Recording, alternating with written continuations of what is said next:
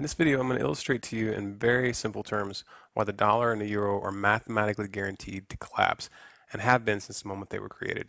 You don't need to be an economist to understand what I'm going to show you. A little common sense will do just fine. The dollar and the euro are debt-based currencies created by the Federal Reserve and the European Central Bank. Now, these central banks, while masquerading as public entities, are actually made up of a consortium of the most powerful private banks in the world.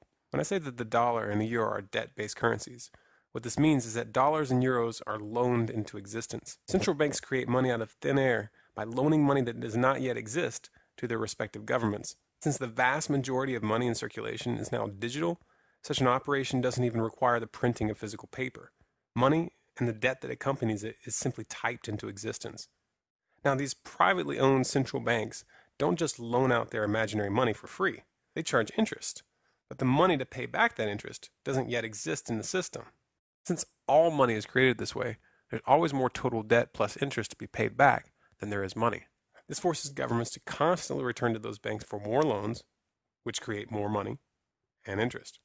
This is obviously a Ponzi scheme, and like all Ponzi schemes, it can only work for so long.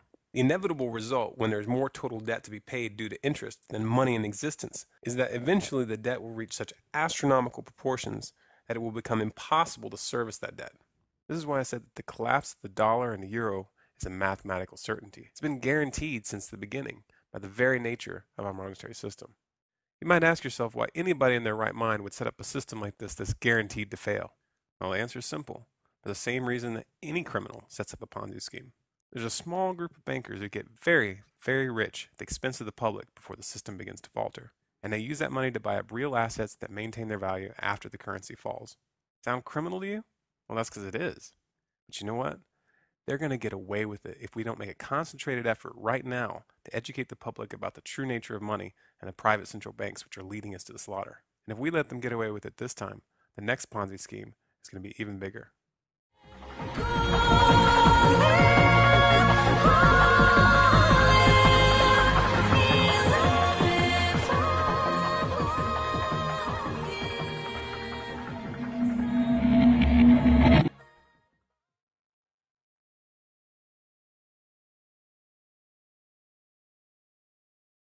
Do you have any food reserves in your home right now?